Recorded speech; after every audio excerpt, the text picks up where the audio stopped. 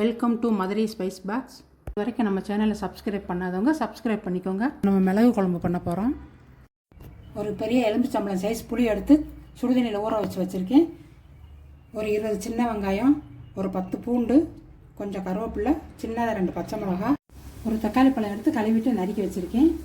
வறுத்து அரைக்கிறதுக்கு 1 டீஸ்பூன் மிளகு, 1 டீஸ்பூன் சீரகம், கொஞ்சமாக கருவேப்பிலை, ஒரு சின்ன துண்டு பெருங்காயம், ஒரு 2 டேபிள் ஸ்பூன் மிளகாத்தூள், குழம்பு மிளகாத்தூள் எடுத்து வச்சுருக்கேன். இது தாளிக்க கடுகு உளுந்தம் பருப்பு, தேவையான அளவு எண்ணெய், நல்லெண்ணெய், உப்பு. இப்போ நம்ம அடுப்பு ஆன் பண்ணிக்கலாம். கொஞ்சமாக எண்ணெய் சேர்த்துக்கிடுவோம். இப்போ ஃபஸ்ட்டு பெருங்காயத்தை பொரித்து எடுத்துக்கிடுவோம்.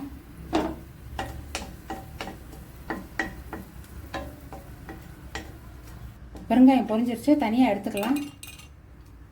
இப்போ அதிலே மிளகை சேர்த்துக்கிடுவோம்.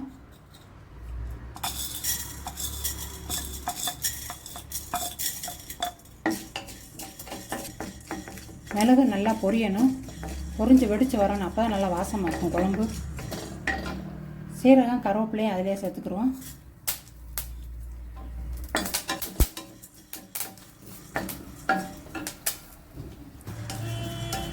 மிளகு நல்லா வெடித்து வந்துடுச்சு, இப்போ எடுத்துக்கலாம்.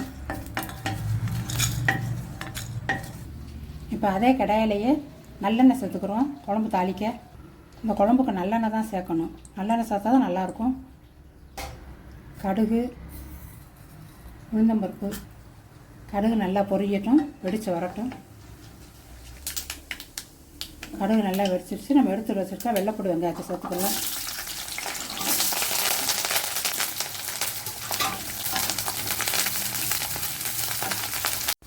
இப்போ வெங்காயம் பூண்டு நல்லா வதங்கிருச்சு. இப்போ நம்ம தக்காளியை சேர்த்துக்கலாம்.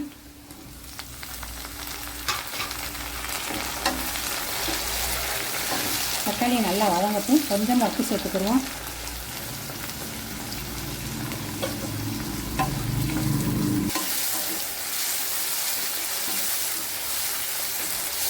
இப்போ தக்காளி நல்லா வதங்கட்டும். வதங்கிக்கிட்டே இருக்கட்டும். அதுக்குள்ளே நம்ம வறுத்து வச்சுருக்க மிளகு சீரகத்தை பொடி பண்ணிட்டு வந்துடலாம்.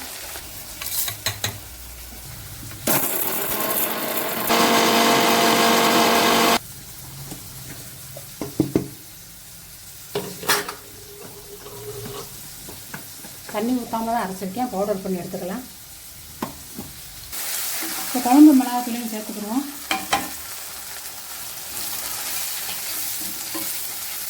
சேர்த்துட்டு ஒரு 1 நிமிஷம் அப்படியே எண்ணெயிலே வதக்கிடுவோம்.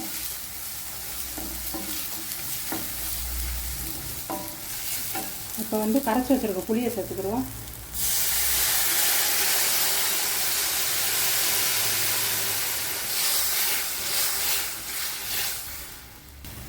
இப்போ குழம்புக்கு தேவையான அளவு தண்ணி சேர்த்துக்கலாம். குழம்பு நல்லா கொதிக்கட்டும். கொதித்து பச்சை வாசனைலாம் போகட்டும். கடைசியாக நம்ம வரைச்சி வச்சுருக்க பொடியை சேர்த்துக்கிடுவோம். இப்போ உப்பு சேர்த்துக்கலாம். குழம்புக்கு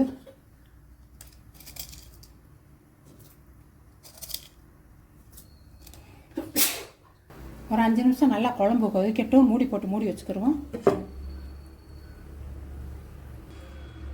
இப்போ குழம்பு நல்லா வத்தி இருந்துருச்சு.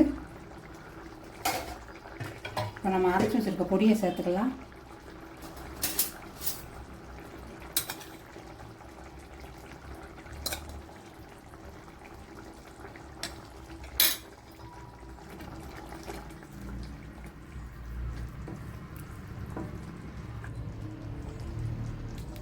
மிளகு பொடி போட்டு ஒரு 3 நிமிஷம் இருந்தால் போதும். அப்படியே இறக்கிக்கலாம். ஒரு 3 நிமிஷம் மட்டும் இருக்கட்டும். குழம்பு இப்போ நம்மளுக்கு ரெடி ஆயிடுச்சு. இப்போ கொஞ்சமாக நல்லெண்ணெய் சேர்த்துக்கிறோம். ஒரு 1/2 டீஸ்பூன் சேர்த்துட்டு இப்போ குழம்பு மூடி வச்சுருங்க. அடுப்பை ஆஃப் பண்ணிக்கலாம்.